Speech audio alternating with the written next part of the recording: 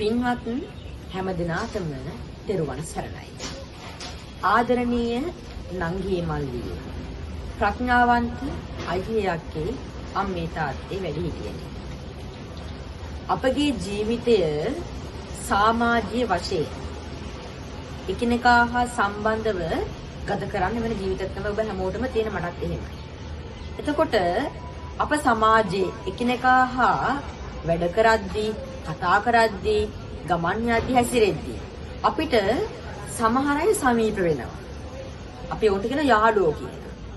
දැන් මේ මිතුරන් අපිට හම් වෙන හැම කෙනාම කල්යාණ මිත්‍රයෝද? නැහැ. හොඳ මිත්‍රයෝත් ඉන්නවා, නරක මිත්‍රයෝත් ඉන්නවා.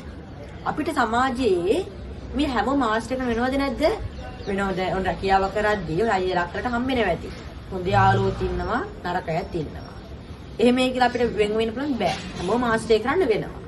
නමුත් ප්‍රඥාවන්ත වෙන්න ඕන කොහොමද? අපි දක්ෂ වෙන්න ඕනේ. මොකටද? හැමෝම ආශ්‍රය කරලා හොඳ යකිගතුන් පමණක් ගන්න දක්ෂ වෙන්න ඕනේ. ඒක තමයි සැබෑම දක්ෂතාවය.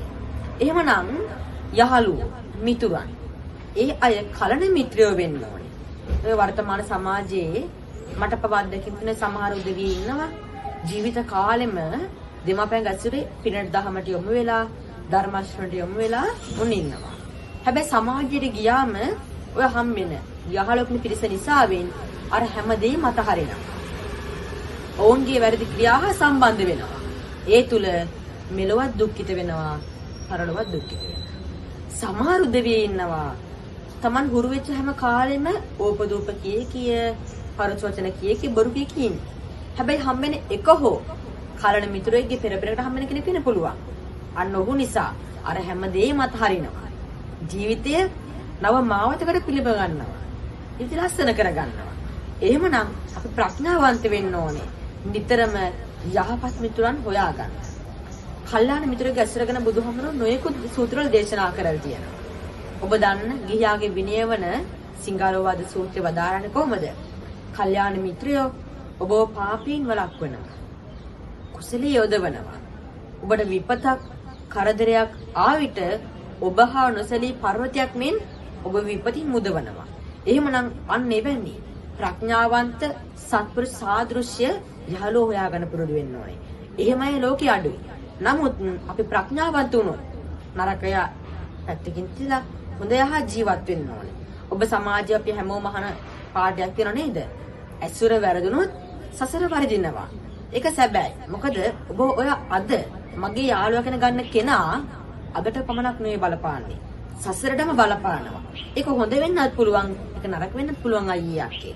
නරක කෙනෙක් ආශ්‍රය කරොත් ඔහුගෙන් ලබන අත්දැකීම් මත ඔය අයියලා කළ කරන ක්‍රියා මත මෙලොවත් තැවෙන්න වෙනවා.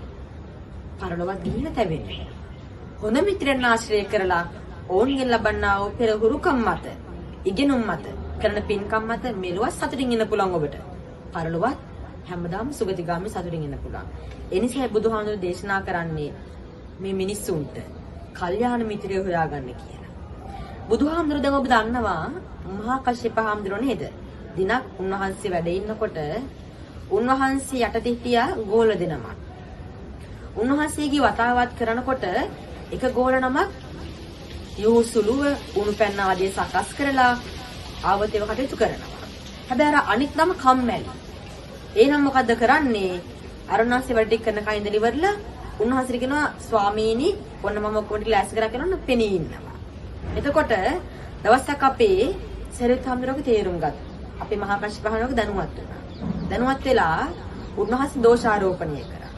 ඒ තරහමත් මහා කශ්‍යප පිටපාතේ වැඩියන් පස්සේ උන්වහන්සේගේ කුටිය ගිනි තියුණා. බුදුන් වහන්සේ මේක දැකලා කියනවා මහා කශ්‍යපේනි Taman ගැසුරට Tamanට ගැළපෙන තියා ඉන්නවනම් ඔවුන්ගෙන් වෙන්ව හුදකලා විසීම අර හැමදෙන්නට වටන බුදුහාමුදුරු දේශනා කරනවා. ඒ නිසා අයියාගේ පුරුදු වෙන්න හොඳ යවන්න නැත කමක් නැහැ. හුදකලාවේ.